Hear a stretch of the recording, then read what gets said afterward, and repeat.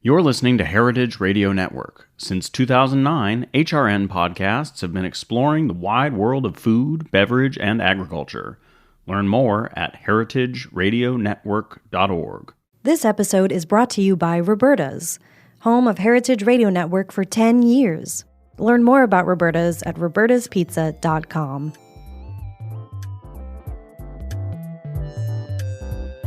Has he told you this story about how we met? The thing about our friendship and our relationship is we really know each other.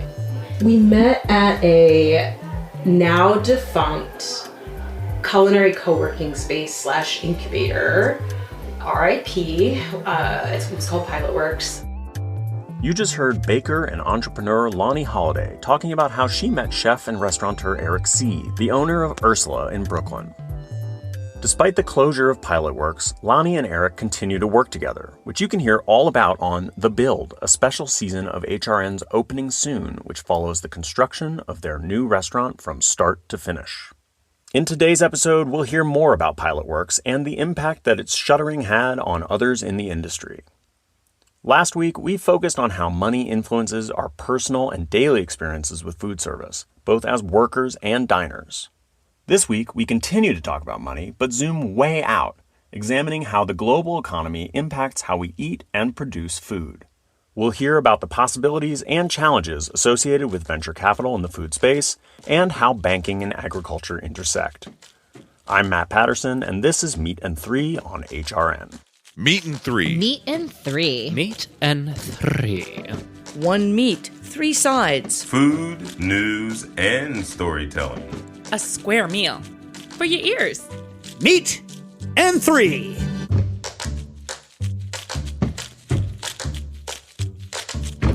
For our first story, Charlotte Rhodes further examines the legacy of Pilotworks, charting the rise and fall of the culinary co-working space and tracking its lasting impact. Pilotworks opened its doors in 2016 as an incubator and kitchen facility for emerging food and beverage businesses. In its prime, Pilotworks had incubators across the country in Brooklyn, Chicago, Dallas, Newark, Providence, and Portland, Maine.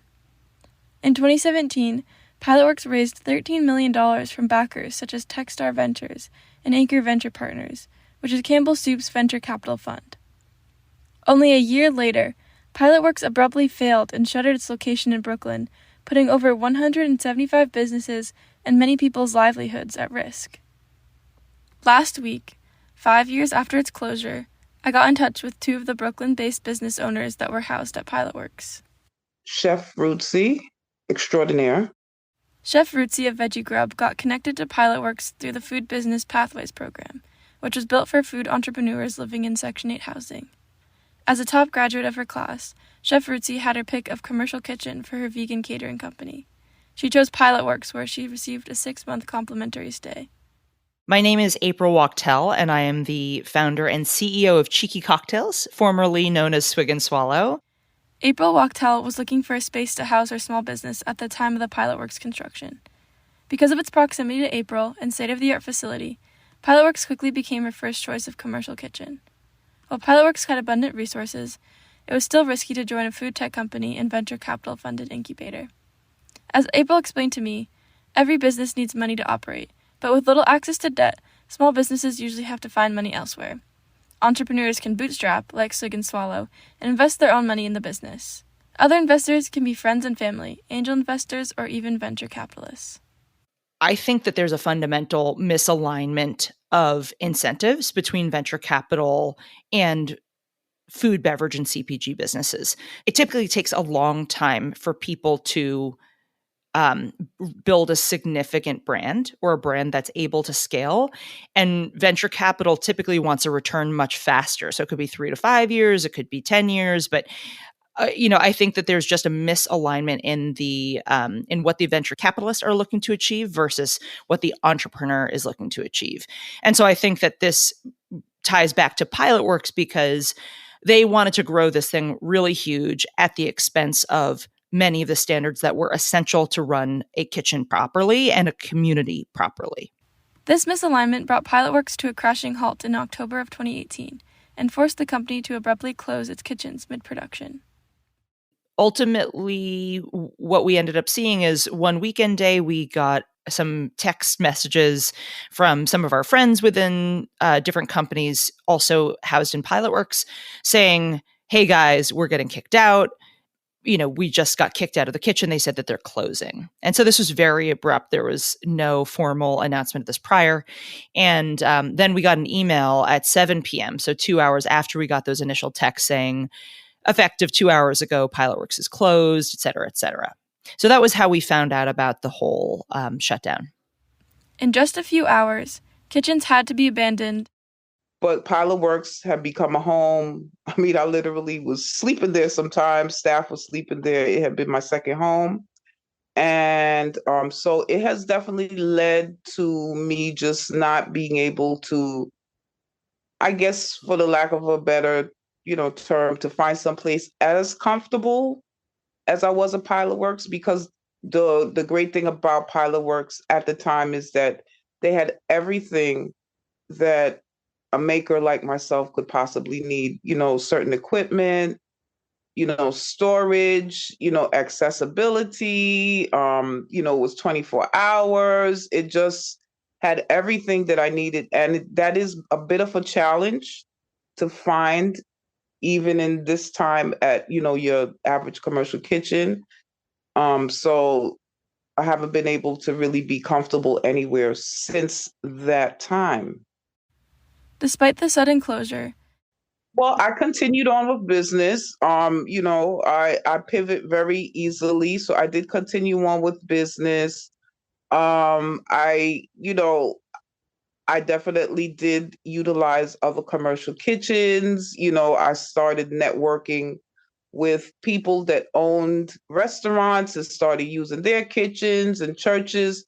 So it definitely forced me to be able to branch outside of my comfort zone, which in a way helped me, with Veggie Grub, because so the closing of Pilotworks definitely enabled me to, get my networking game on, and just, realize all the other resources out there for me to be able to produce food and, network with other places and people. So, yeah. After Pilotworks closed, there was an outpouring of help from the national food community. People not affiliated with Pilotworks offered facilities and whatever they could to boost these businesses. So I think that Pilotworks was, even though it was not perfect, it was great for us for the time that it was open. We needed that space and we needed that time. And I think moreover, we needed the community. Like, I think that one of the learnings that I've retained is, this is a community effort. This is, if you think you can do it by yourself, you're lying to yourself. And having that community around us, and still being in the Visor building now with a community of entrepreneurs around us, I think this is one of the reasons that we are still around and we're growing and we're thriving. Funding brought in by venture capital investments certainly can soothe the cost of production that small food businesses are burdened with. April Wachtel and Chef Rootsy can attest that while unreliable markets and money are part and parcel of entrepreneurship, community remains a life force of food business.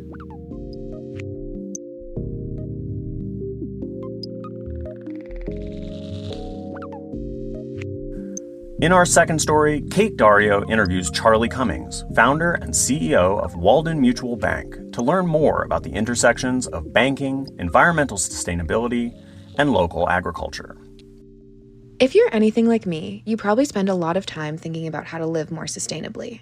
Maybe you've altered your diet or only bike to work now. Maybe you've started composting or stopped buying single-use plastic. But there's one aspect of our lives that very few of us realize is contributing to climate change: the money sitting in our bank account. According to a January op-ed published in the Los Angeles Times, your bank account might be helping fuel global warming. $62,500 in an account with one of the big four banks, Bank of America, Wells Fargo, Citi, or JP Morgan Chase, leads to 8 tons of carbon emissions annually. That's equivalent to 6 months of heating, cooling, driving, flying, and cooking for the average American. Charlie Cummings saw this problem and wanted to create a more environmentally friendly bank. He founded Walden Mutual in 2021 and is now the CEO. Walden Mutual, the first mutual bank founded in New Hampshire in over 100 years, supports the local food system across New England and New York. Let's hear Charlie describe how he realized he wanted to bridge environmental sustainability and banking. So I have always been interested about the intersections of energy, waste, and agriculture, and how sustainability at those intersections affects climate change and other environmental problems. And then I started my own company called Walden Local, which is a brand of sustainable local pasture-based meat in the Northeast. And that's grown to be a really nice sized business. We have about 200 employees and run a processing plant and a pick pack facility, and do our own last mile delivery too to about 30,000 individual families. And it was in building the supply chain of that business that the opportunity to open a bank became clear, because we were so often in the position of lending to our supply chain partners in one form or another.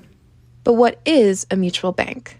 A mutual is akin to a cooperative in which the bank is ultimately owned by its depositors. And so it's sort of a democratic structure in which there are not shareholders of the bank in a traditional sense.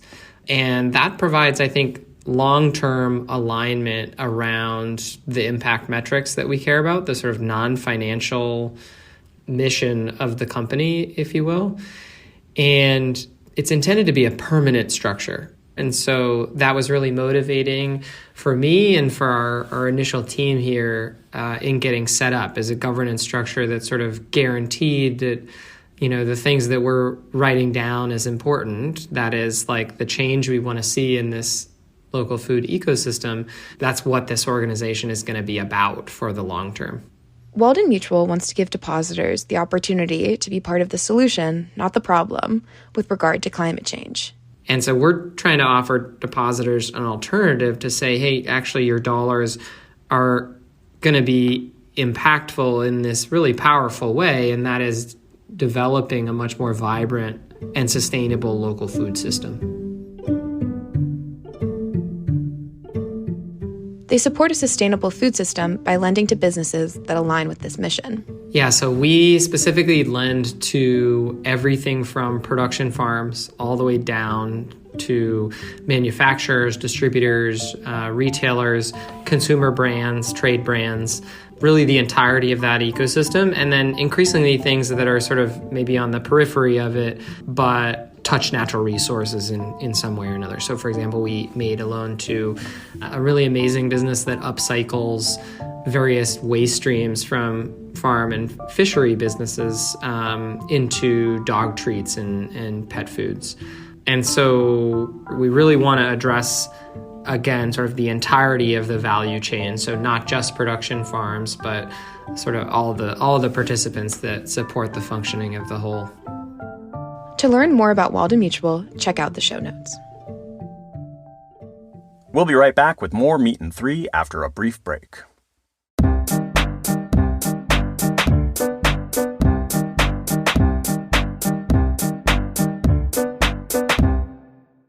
This episode is brought to you by Roberta's, home of Heritage Radio Network for 10 years. Roberta's was founded in Bushwick in 2008 and has become one of the most iconic restaurants in the country. HRN made its home inside of Roberta's in 2009, and together they have become part of the DIY fabric of the neighborhood. Roberta's, the pizza restaurant, is open for lunch and dinner 7 days a week and serves much more than just the famous wood-fired pizzas. Their team dreams up new salads, pastas, and sandwiches on the regular. Roberta's Tiki Bar is alive and well in the back garden, serving up frozen drinks in the summer and hot toddies in the winter. Stop by the bakery and takeout spot next door for fresh breads, sticky buns, and pizzas to go. But Roberta's also extends beyond Bushwick, with multiple locations in New York City and now in Los Angeles. You can also find their frozen pies in grocery stores around the country. The spirit of Roberta's, like Heritage Radio Network, is everywhere. Here's to many more years of pizza-powered radio. Learn more about Roberta's at robertaspizza.com. Welcome back to Meat and 3. Our next two stories will survey the impact of venture capital in the food space, but with distinct outlooks. First up, Liv Cunnins-Berkowitz introduces us to a journalist who covers the intersection of global finance and the food industry. To put it bluntly, I think most founders, most entrepreneurs in this food industry have really little idea when they take investment what the ramifications are going to be. That was Chloe Servino. She covers food and agriculture for Forbes magazine. I spoke to Chloe about how private investment, hedge funds, and venture capital are shaping the future of food. So I come at this from being a Forbes business reporter. I've spent time doing the valuations of hedge funders, private equity folks. There were so many of these investors who had no foundation, no background in food or farming, who started looking at the future of food as this kind of thrilling last frontier of investment. I can't tell you how many different investors were slapping me on the back, saying, oh, it's like the early days of the internet. But that money comes with a lot of strings attached that a lot of people don't really understand. Chloe broke it down for me. Investors are primarily interested in making a profit, and to do so, they may advocate cutting costs, changing the product entirely, or selling the company to a larger conglomerate. And on top of that, investors are liable to abandon a company at any time when they think it's unprofitable. In this way, entrepreneurs become beholden to the whims and priorities of their investors. When these investors put money into a business, they're expecting that money to come back to them within only a few short years, probably 2, 3, maybe 5 years at most. Silicon Valley and American investors are at the epicenter of this new market, but the investment in novel food technologies has become a global phenomenon. It by no means is just in the US. There's been really crazy big deals in Europe, especially with, family funds or just different wealthy individuals who are able now to also look to try to profit off of the future of food. And there's also the really big sovereign wealth funds that have been investing in these companies. And I think that's important because when you have billionaires, when you have the Saudi Arabian government or the UAE government investing in these companies significantly, it really changes the market dynamics. It makes those deals accelerate way quicker. And it also makes a lot of other investors who maybe have been in this industry for decades, it pushes them out. And it makes it so that the bar is so much higher to get into these deals in the first place. And that's also where you see some of these really overzealous valuations with so little bearing, again, on the actual financials and the balance sheets of these companies. The influx of money into the food industry has created a bubble. There was all this really cheap flowing capital going pretty much to almost anyone who could really ask for it, who could want it. Companies were often kind of copycats, right? Just trying to mimic something else that recently sold or something else that was in a category like an energy bar or an alternative meat that was growing. And so you have now all these investors throwing billions and billions of dollars, still thinking now they're going to get a return. And it created crazy pressures on a lot of founders in this industry. A lot of these companies have since gone bust because they realize there's really nothing actually in these companies other than the money that these investors have put in. To better understand the tensions between entrepreneurs and their investors, I asked Chloe about the alternative meat industry. Chloe's new book, Raw Deal: Hidden Corruption, Corporate Greed, and the Fight for the Future of Meat, exposes the role of big money in both the conventional and alternative meat industries. Leading alternative meat companies like Beyond Meat and Impossible Foods market themselves as helping to fight climate change. But neither company is certified as a B Corp or public benefit corporation, which are designations for companies committed to working for people and the planet. When Beyond Meat went public in 2019, I straight up asked Ethan Brown of Beyond Meat, why didn't you try to become a B Corp if you say you're for the environment? And he pretty much, said that it would have been impossible. It was already so much of a challenge to go public in the first place and there was so much riding on Beyond Meat going public that investors wouldn't have it, and they didn't want to potentially limit any of that initial crazy boom that happened when the Beyond Meat stock went public. Chloe's concerned. She thinks that investors in their race to profit don't always fund the companies that are really providing innovative and research-backed solutions to the climate crisis. Good Meat, right? Josh Tetrick's lab-grown meat company. It's been selling in Singapore since December 2020 at a loss. This is an unprofitable company. They will be unprofitable for very long time because the cost structure to build these products and to manufacture these products, particularly at scale, is really just not there. It takes an astronomical amount of costs to grow a single cell into meat, and it's the crucial challenge of this emerging space. So these chicken nuggets have been made from cells in Singapore. They're selling at $23 or so a plate. This is not what a company would be able to sell it for if they didn't have the backing of billionaires or sovereign wealth funds or the Singapore government. But that's not how farmers and local food systems get to compete. There also be incentives to get the right types of capital and resources to the people that really need it. Right now, there's just been a few very specific ideas that have gotten almost all the attention, and so many other actually really community-driven ideals or actually really more ecologically sound or environmentally sound ideas have barely been able to crack into this kind of resource hoarding that's happening.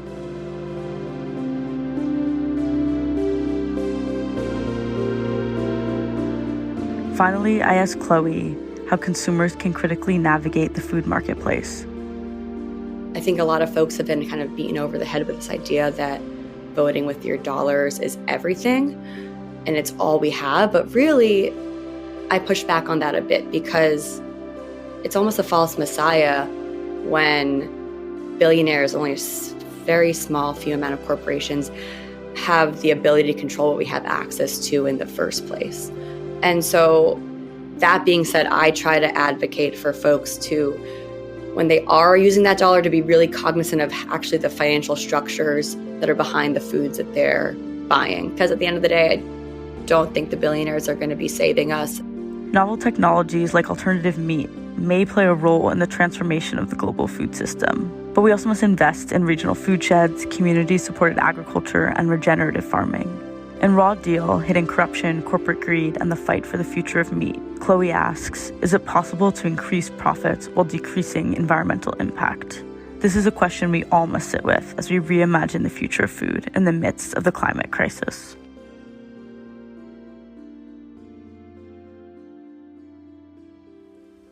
Now let's take a look at alternative meat from the other side of the fence. For our next story, we head to Silicon Valley, the land of innovative ideas, futuristic startups, and tons of money from venture capitalists to fund them. Rana Rudy dives into the controversy around alternative meat with guest Jackson Morrow.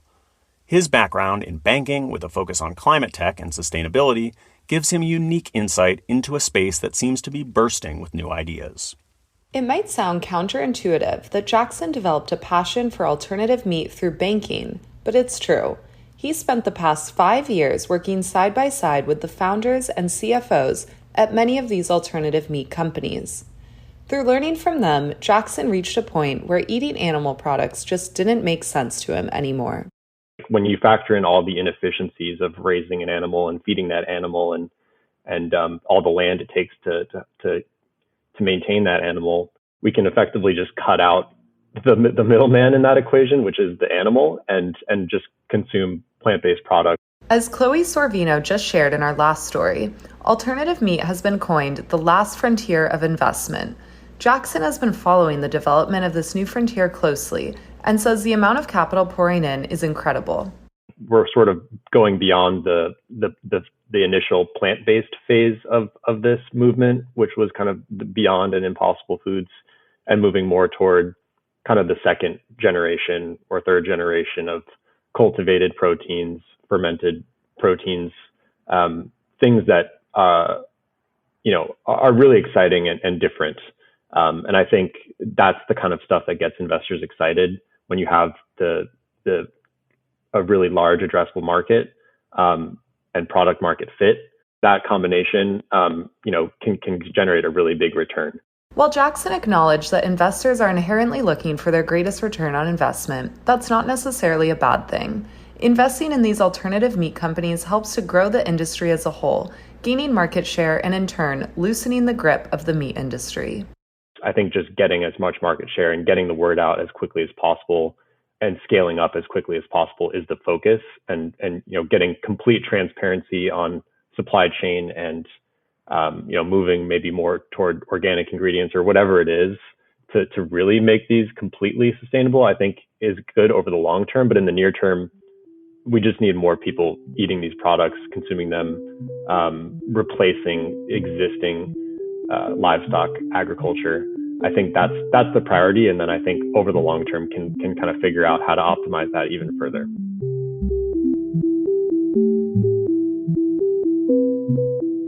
Jackson believes that as the industry grows, companies will be able to improve the sustainability of their products.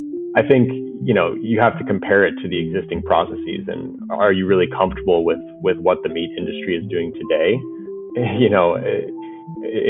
That looks a whole lot worse, in my opinion, than some of the, newer processes that are coming out for fermented or cultivated proteins.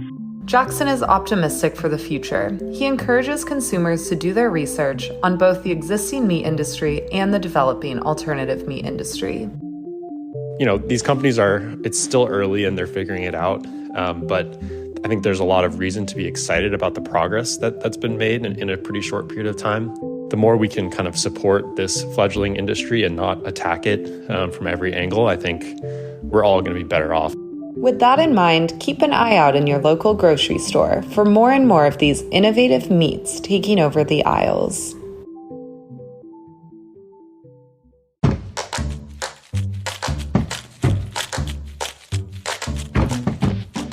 That's our show. Thanks for listening. Learn more about the guests and topics we touched on this week by checking out our show notes. Special thanks this week to Charlotte Rhodes, Kate Dario, Liv Cummins-Berkowitz, and Rana Rudy. Meat and Three is produced by Kevin Chang Barnum, Katie Mosman-Wadler, and me, Matt Patterson. Our audio engineer for this episode is H. Conley. Our theme song was composed by Breakmaster Cylinder. This program is supported in part by public funds from the New York City Department of Cultural Affairs in partnership with the City Council. Meat and Three is powered by Simplecast. Meat and Three is a production of Heritage Radio Network, the world's pioneer food radio station. Learn more at heritageradionetwork.org and follow us at heritage_radio. And please stay in touch. Whether you have a story idea or just like to say hey, write us at ideas@meetand3.nyc. That's all spelled out.